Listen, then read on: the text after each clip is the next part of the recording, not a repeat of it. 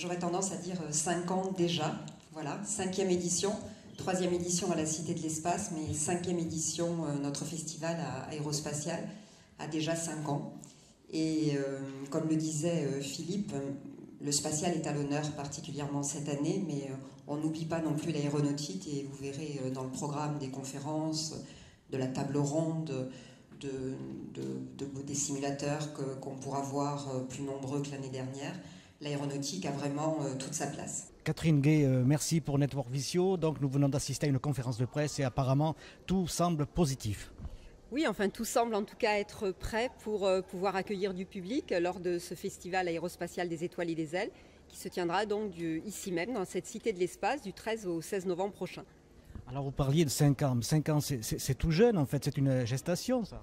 5 ans, c'est tout jeune, mais pour autant, c'est passé très vite. On a donné de l'ambition à ce festival. On a renforcé un peu l'ensemble de nos pôles, tout en gardant cette architecture autour du cinéma, du livre et puis de l'animation découverte, des conférences. Et ça vient un petit peu en complément du meeting aérien, puisque là, c'était une première édition que nous avons fait le 21 septembre dernier à Francazal et qui viendra donc compléter, on va dire, ce festival qui s'annonce effectivement très riche, en tout cas en personnalité et en événements.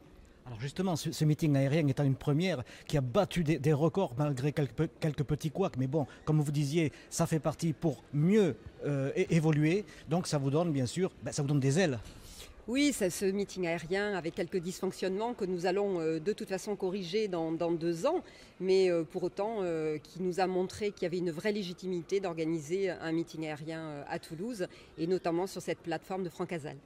Alors vous parliez qu'il y avait des guest stars qui sont invités, donc après José Garcia, voici qu'arrive une jeune dame rayonnante.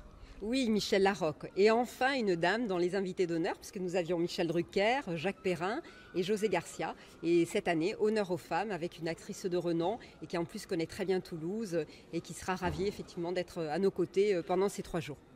A-t-elle déjà piloté ou bien est-elle une spationaute convaincue? Alors ça, elle vous le livrera puisque je crois qu'elle a une vraie envie de pouvoir s'intéresser donc à toutes ces activités aéronautiques et spatiales et qui sait de pouvoir apprendre à piloter.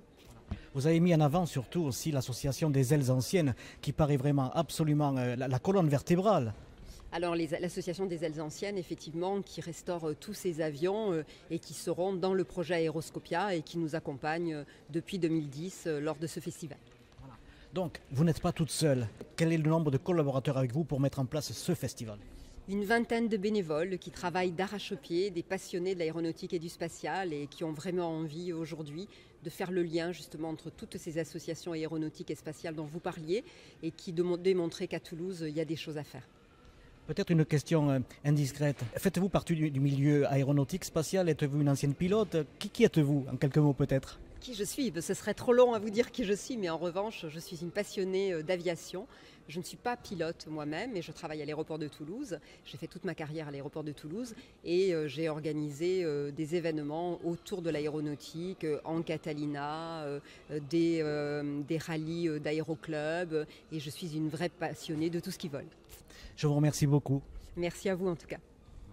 Monsieur Bernard Keller, maire de Blagnac, merci et bonjour. Bonjour. Alors, vous avez mis en avant ce futur challenge qui va bientôt commencer au mois de novembre, les ailes anciennes. Apparemment, c'est quelque chose qui vous tient à cœur. Les ailes anciennes, c'est une association qui, depuis plus de 30 ans, s'est attachée à collectionner des vieux appareils français, mais pas tous finalement, à les remettre en état pour être visitables et qui se sont attachés, somme toute, à cultiver ici ce qui participe aux racines de notre identité, cette culture scientifique et technique aéronautique qui fait qu'aujourd'hui, Toulouse et Blagnac sont devenus le pôle mondial de l'aéronautique, bien sûr grâce à Airbus, grâce à ATR, mais ce sont des gens comme eux, avec bien sûr de nombreux bénévoles qui sont pour beaucoup des anciens compagnons de l'aérospatial et d'Airbus, qui participent à la rénovation de ces collections, à leur mise en valeur, et il est clair que nous avons très envie de les accompagner et de les aider. Donc cela va enrichir bien sûr Aéroscopia, qui vous avez donc donné le scoop, va ouvrir le 13 janvier officiellement, c'est cela? Il va ouvrir au public le 5 janvier. Le 5 janvier officiellement, il y aura une inauguration plus médiatique. Et surtout médiatique, voilà, comme on dit le 13 janvier. Il aura été un petit peu rodé comme ça. Aéroscopia va être enrichi, bien sûr, des collections des ailes anciennes dont je viens de parler. Mais surtout, quand même, la première mission d'Aéroscopia, c'est de mettre en valeur ce que j'aime bien appeler les racines génétiques d'Airbus, à savoir Caravelle, Concorde, le premier Airbus A300B qui est visitable, les Super Guppy qui ont préfiguré les Beluga qui sont ces gros avions qui transportent les sous-ensembles d'Airbus. Et puis, comme un bonheur ne vient jamais seul, oui. Alors quel est ce bonheur que vous annoncez? Airbus m'a confirmé récemment qu'il allait mettre à notre disposition, qu'il allait nous donner un A400M et un Airbus A380. Mon problème, c'est que malheureusement... Mais où va-t-on les mettre? En extérieur. En extérieur, on ne pourra pas les rentrer puisqu'à l'intérieur, il y a déjà Concorde, le 300B et le Super Guppy. Oui, c'est complet. Hein. C'est grand, c'est gros les avions. Ils seront en extérieur, ils seront visitables. Ils seront visitables, ça c'est extraordinaire. Ben oui, bien sûr.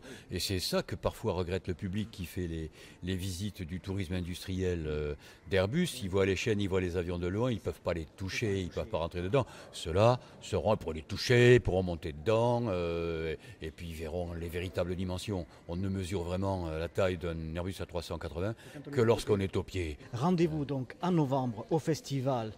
J'allais dire des racines et des envols. Des étoiles et des ailes. Voilà. Parce que vous avez employé le mot racine, mais on a envie de le dire, mais ça appartient à une émission télévisée déjà. Et oui, mais bon, en fait, ces racines, elles sont quand même essentiellement ici, sur notre agglomération toulousaine, à Montaudran, à Francazal et à Blagnac, bien sûr. Merci, Monsieur Keller. Merci de votre invitation. Voilà.